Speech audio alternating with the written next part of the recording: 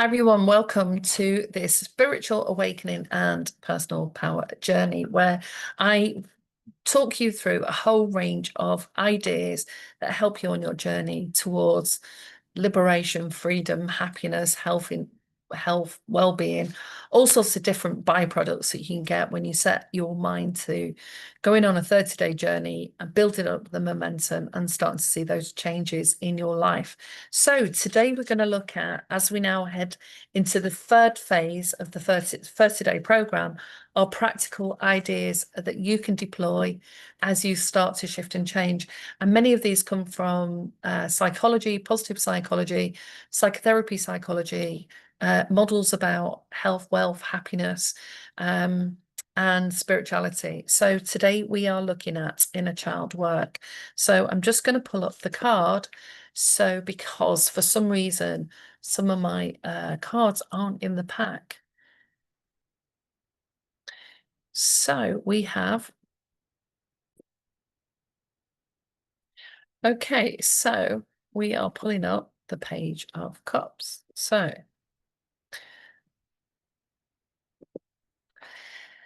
the Page of Cups embodies innocence, curiosity, and emotional openness. So, do you want to understand more about how you can utilize, heal your inner child, utilize how it can help you and nurture your true self?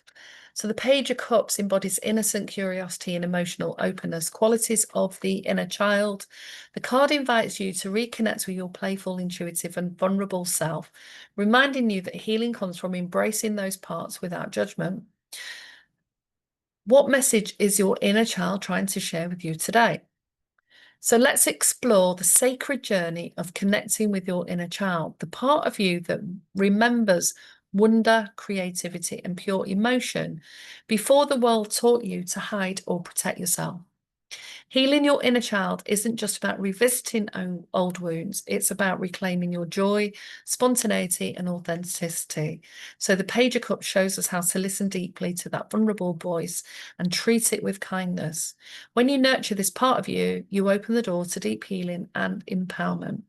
You are worthy of love, care, starting with the love that you give to yourself.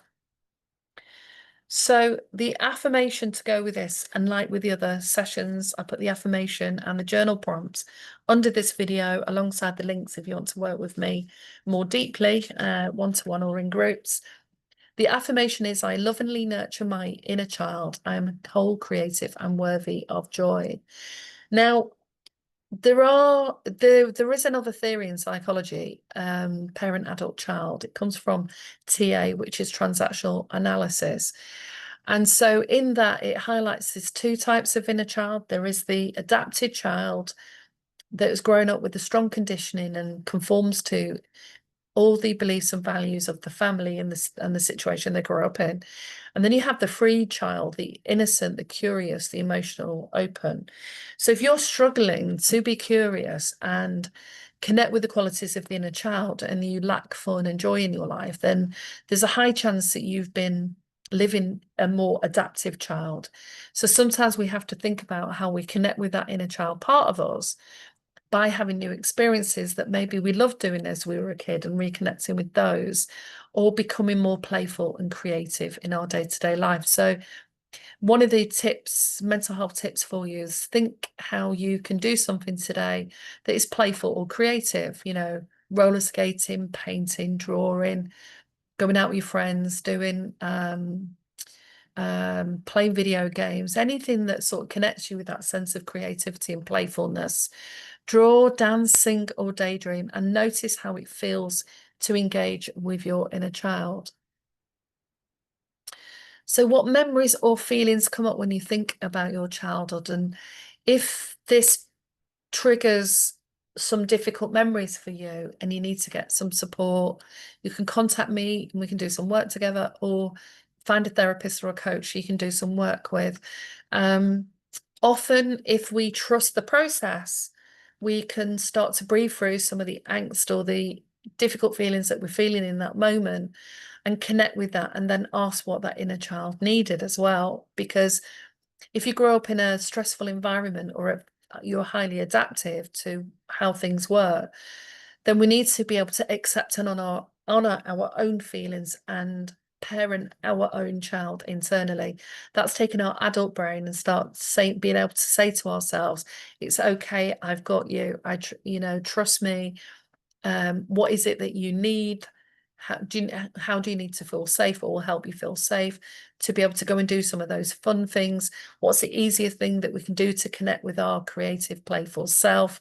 And allow yourself to journal, express, or talk through any of the difficult feelings that might come up with that. So, for example, when I was growing up, my mum was depressed a lot. And so when you grow up with a depressed parent, it tends to flatten excitement and joy because they can't feel it that much either. So you might start to hide the things that you're happy and excited about, or it can flatten that. But I used to love roller skating and riding on my bike, and I spent hours and hours doing that. And so there was a part of me that had that really joyous and creative child, but I could have that really heavily adapted child as well, because we learned to grow up in the environment that we're in. There's survival mechanisms.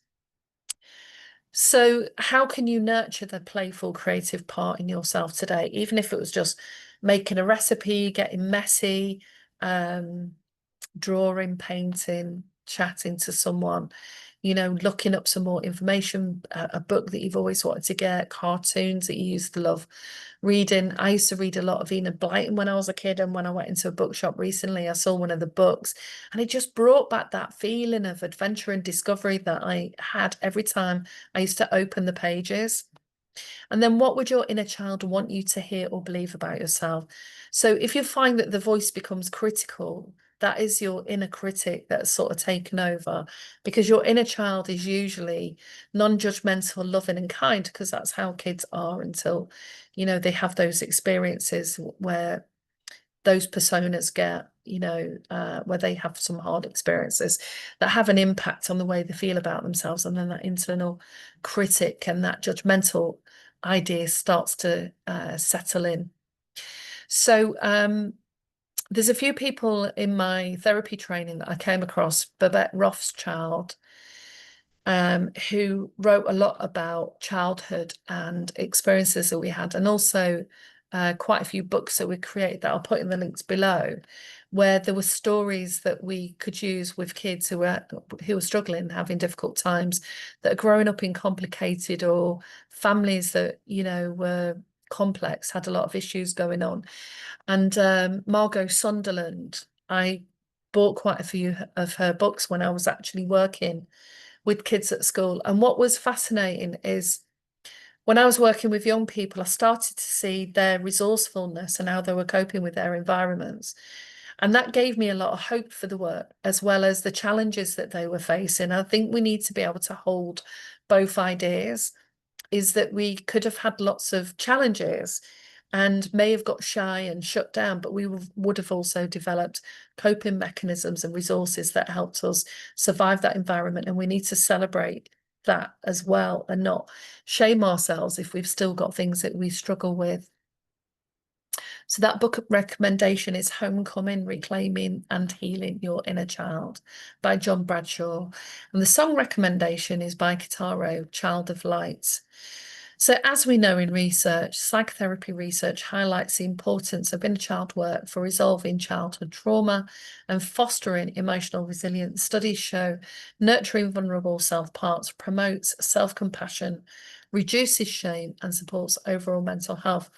This healing reactivation helps break negative patterns and nurtures authentic creativity. If you feel any resilience to that at all, then I would suggest that you seek some help, because that can be that you have learned how to really heavily protect yourself, and it can feel really difficult if you're doing this work on your own.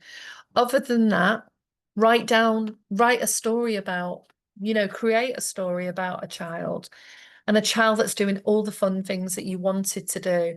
And this is where we move into re-narrating our life, really. You can, if you've had life a particular way, you could write some story. Like I could have easily wrote stories similar to Enid Blyton's Famous Five, because the idea of going off with friends and going on an adventure, or doing that as an adult in my camper van, I can easily connect with that. And they were great experiences that I could capitalize on when I was feeling depressed and sad. I could, like many of us, hide in those adventures and stories as we were growing up. But sometimes we need to connect with the pain and hurt and anger and rage that we block out because our parents aren't quite attuned with us, listening to us, or even realizing that we're struggling. Because even in day-to-day, general households where there aren't really many issues going on, we can overlook when our kids are struggling, we don't always realize, and kids don't always find it that easy to talk to us. So try those journal prompts, see how you get on. And if you need extra support, do call out or go on the BACP website if you're in the UK, find a therapist and say you want to talk more about sort of inner child work. There are spiritual circles, some shaman practices look at inner child work and the energy work around that. So it's up to you, but like and subscribe to my page, connect with me on a deeper level. Follow the links below to my email if you want a sort of one-off session, or you can join my Kickstart session. I've got a few places available for that, where you can sign up for 3 sessions over 1 month or the group coaching. And I look forward to meeting you in some way.